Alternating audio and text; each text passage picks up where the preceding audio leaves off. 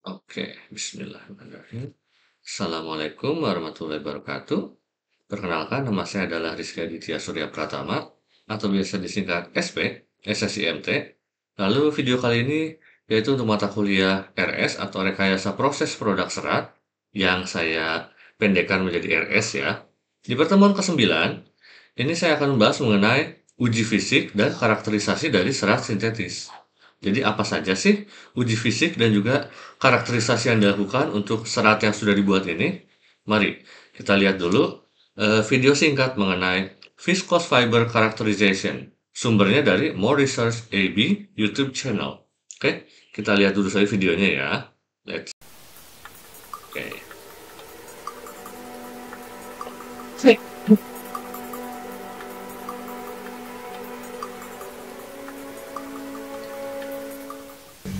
Hi and welcome to More Research.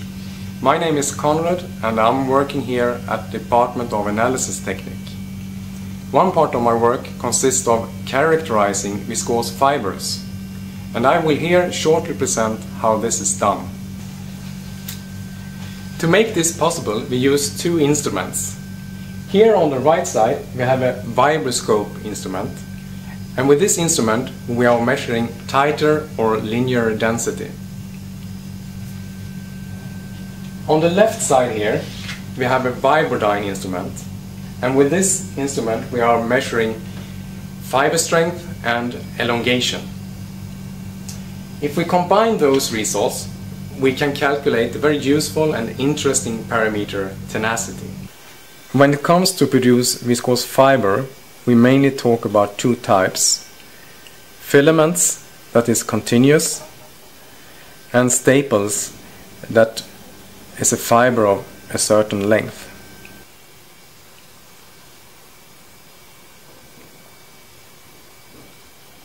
We first measure titer or linear density. This is just mass per length of fiber. We then take out one fiber, staple or filament, from the sample which has been conditioned for a certain time, and attach a pretension weight before we do the actual measurement. The individual fiber is subjected to vibrations at resonance frequency, and the linear density is determined from the conditions from the resonance state. The titer here is 2.03 decitex. This is the Vibrodyne instrument with which we perform the test of fiber strength. With a certain pretension weight on the fiber, we attach the fiber between clamps. The fiber is exposed to continuous elongation until the break of the fiber. From this analysis, we get the results for elongation and fiber strength. If we then combine this with the measurement of linear density, we can calculate the useful parameter tenacity. Shortly here we see the breakage of the fiber.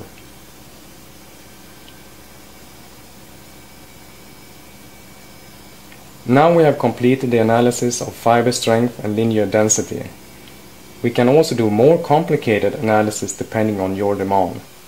Don't hesitate to contact More Research. Oke, cukup ya.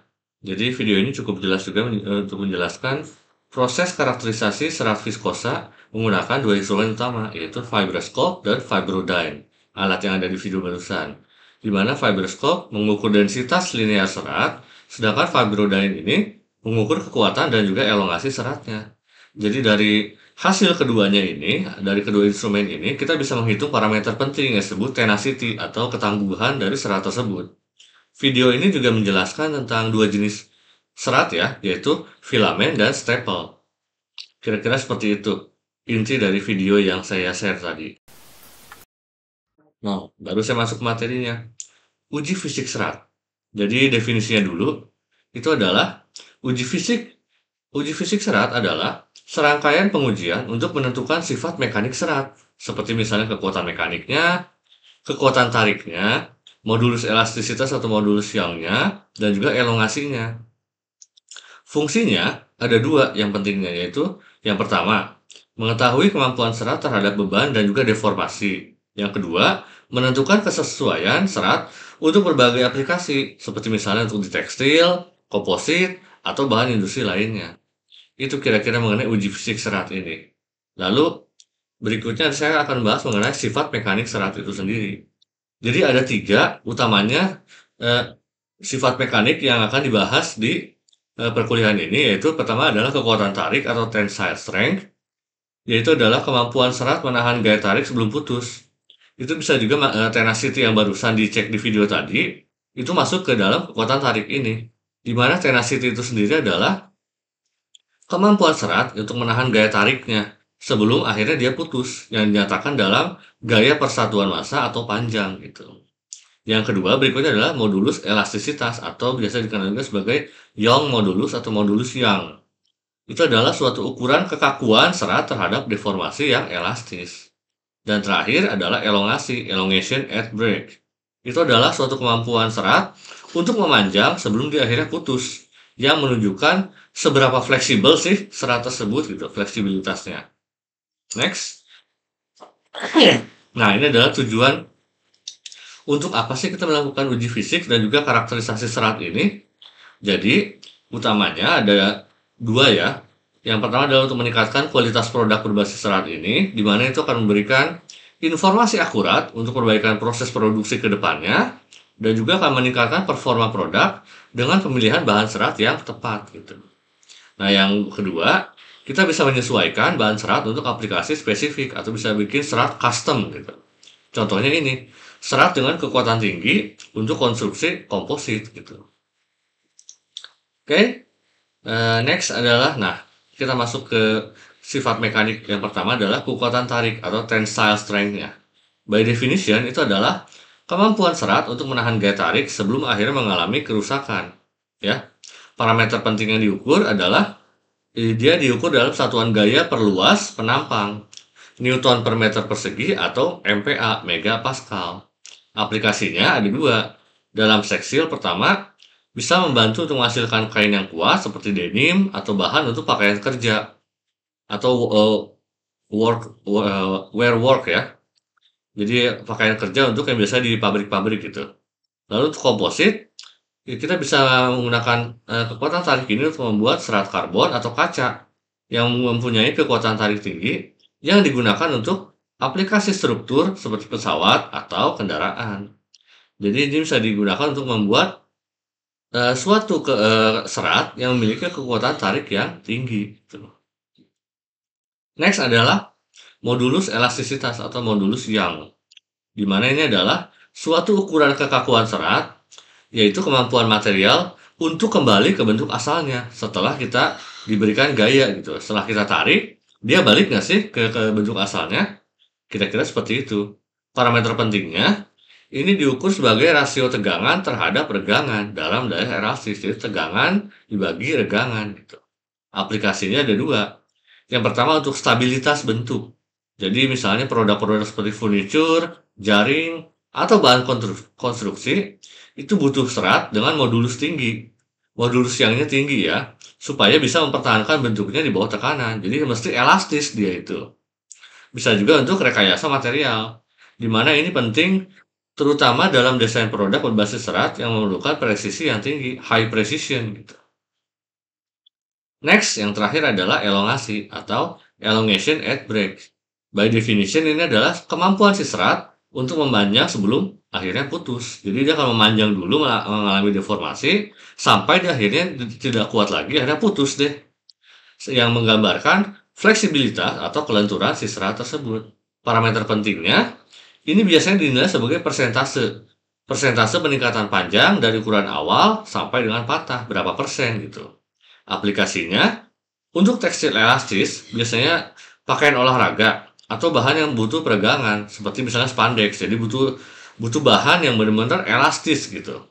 Kan kalau kita olahraga, kita butuh bahan yang elastis. Nggak mungkin kita pakai olahraga, pakai celana jeans gitu, yang kaku. Ya sakit kan akhirnya mah, if you know what I mean gitu ya. Lalu untuk yang pengemasan kedua adalah pengemasan fleksibel. Ini butuh untuk serat untuk misalnya untuk tas, tali, atau bahkan bahan pembungkus yang sering ditarik-tarik. Kan mesti fleksibel. Kalau kaku, gampang patah tasnya, ya Nggak bisa dong seperti itu kan, nggak bisa dipakai tasnya. Oke, supaya lebih kebayang, nah ini saya jelaskan mengenai gambaran singkat uji tarik dan juga data-datanya. Jadi uji tarik ini adalah salah satu metode pengujian mekanik yang paling umum digunakan untuk menentukan sifat mekanik dari suatu material. Di mana tujuannya adalah untuk mengetahui seberapa kuat sih suatu material dapat menahan gaya sebelum akhirnya dia mengalami deformasi lokal atau bahkan sampai putus, rupture gitu. Oke, jadi dari sini ada suatu spesimen atau dalam hal ini serat ini, dia akan ditarik dari dua sisi, jadi ada gaya tarik ke kiri dan ke kanan, sehingga nantinya akan mengalami deformasi lokal atau perubahan bentuk. Kalau masih deformasi, dia masih bisa balik lagi ke awal. Tapi kalau pada saatnya dia tidak kuat lagi, dia akhirnya akan putus gitu. Jadi akan mengalami rupture atau break ya, kira-kira seperti itu. Nah, kalau lihat dari kurvanya, ini adalah kurva tegangan-regangan.